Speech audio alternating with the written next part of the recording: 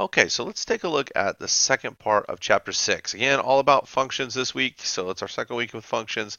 Hopefully, you're feeling a little bit more comfortable with them after playing with them last week.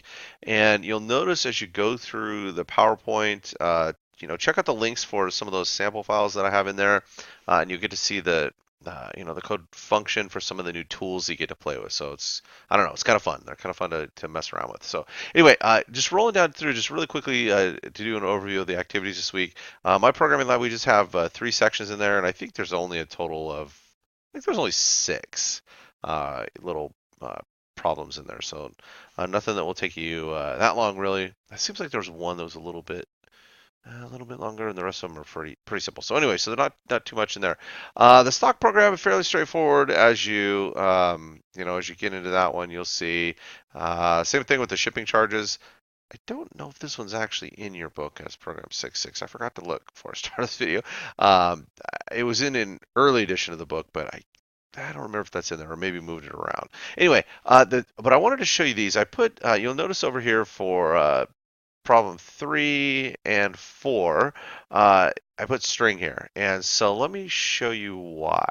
If we take a look at this one, the little Winnie Division one, you'll see that I put a little in here. So the get sales function that we have, we're passing in the name of a division. So you use a string for that. So we have 4 division names here. So northeast, southeast, west, southwest.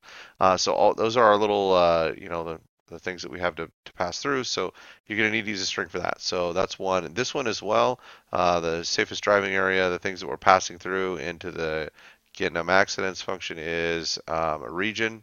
So the regions are where up here. So here are little regions. And again, you're passing through the name of that region, and so you use a string. So they give you an idea how to set these two up. Same thing back with this one, with these two functions. So anyway, that's I don't know. That's just a quick overview for those two. So let me know if you have any issues with those. But you should be able to find some examples and be able to set those up. The last thing I wanted to show you was with this future value. So if I come over here to the future value program, we have a formula that's given to you, right? So it's right here.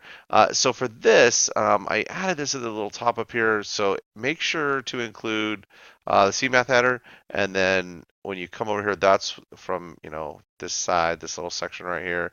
This is what the formula would be written like. So just to give you an idea of what it might actually look like using the CMath header and using power. So anyway, so that's basically it for this week. So not a ton, just more practice.